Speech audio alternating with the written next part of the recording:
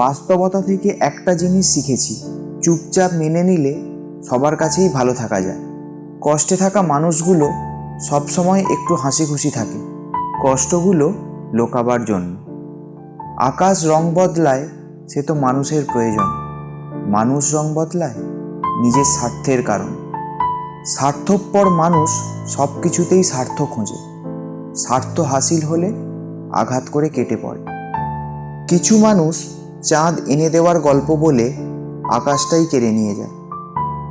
ঋণ পরিশোধ করা যায়, কিন্তু উপকার কোনোদিনও শোধ করা যায় না।